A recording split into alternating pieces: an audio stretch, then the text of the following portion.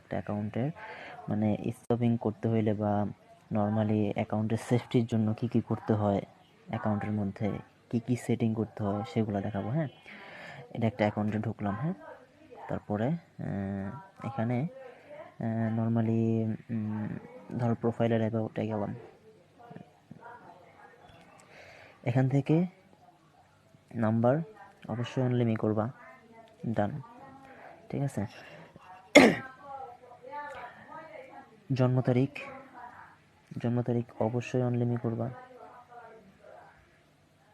এগুলো মাস্ট, এগুলো করতে হইব। হ্যাঁ, জন্ম তারিখ অবশ্যই অনলিমি করতে হইব। ঠিক আছে, তবে বাকিগুলো পাবলিক করো না করো এটা তোমার ব্যাপার। জন্ম তারিখ, মোবাইল নাম্বার আর ইমেল অ্যাড্রেস। হ্যাঁ, আর একটা অ্যাকাউন্টে অবশ্যই ইমেল অ্যাড করে রাখবা। ঠিক আছে,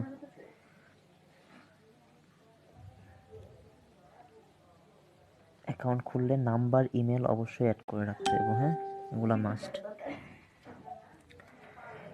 তো মানে এখানে আপাতত আর কিছু দরকার নেই। এখন মূলত সেটিংসে যাবা। ঠিক আছে, এখান থেকে পার্সোনাল ইনফরমেশন থেকে এখানে দেখো ইমেল নাই, ইমেল একটা অবশ্যই অ্যাড করে কনফার্ম করে নিবা কোড পাঠাইয়া। হ্যাঁ, আমি অ্যাড করতেছি না, অ্যাড করলে এটা লকে চলে যাব কারণ এটা আমার অ্যাকাউন্ট না।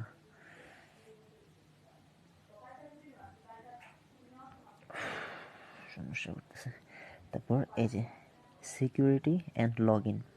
ঠিক আছে, এখান থেকে গেট লগ ইন অ্যালার্ট। হ্যাঁ, এই লগ ইন অ্যালার্টের এখানে এটা হলো ফেসবুকে নোটিফিকেশন যাবে অন্য কোনো ডিভাইসে লগ ইন হইলেই। হ্যাঁ, অ্যাকাউন্টের পাসওয়ার্ডও তো ভুলে গেছি, সে নাম দেখালেই শপন।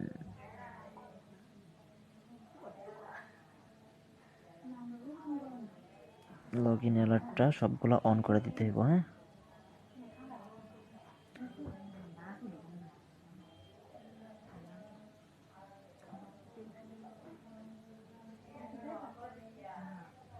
ওকে, একটা অন করছি, মেসেঞ্জারটাও অন করে দিবা। ঠিক আছে, ইমেলটাও অন করে দিবা। এই টেক্সট মেসেজটা এটা দরকার নাই, কারণ বারবার মেসেজ আসবে ফোনের মধ্যে, নাম্বারের মধ্যে। ইমেলে অ্যাড করা থাকলে তখন ইমেল শো করবো এখানে। আচ্ছা, সিকিউরিটি অ্যান্ড লগ ইনে আরও কাজ আছে, সেটা হলো এই যে এখানে কি বলছে, choice 3 to 5 friends to contact if you are logged out. ঠিক আছে, এটা ট্রাস্ট কন্ট্যাক্ট। ঠিক আছে, লিস্টের 5টা ফ্রেন্ডকে মানে বিশ্বস্ত 5টা ফ্রেন্ড অথবা স্প্যামার বিশ্বস্ত 5টা ফ্রেন্ডকে অ্যাড করে দেবা। কারণ স্প্যামার না হলে সমস্যা হবে কি, রিকভার কোডগুলো দিতে পারবো না। মাঝে মধ্যে অ্যাকাউন্ট লকে গেলে তখন ট্রাস্ট কন্ট্যাক্টের নাম্বারগুলো চাই, কোড নাম্বারগুলো।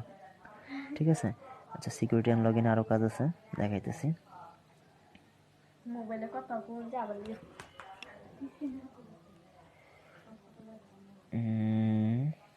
আর কি কাজ আছে এখানে, এখানে এই ইউজ টু ফ্যাক্টর,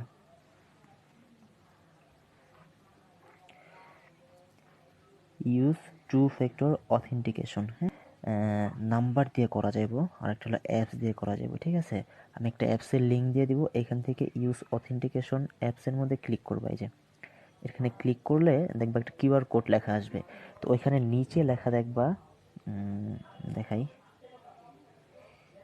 এই যে নিচে না, এখানে ওই যে উপরে লেখা আছে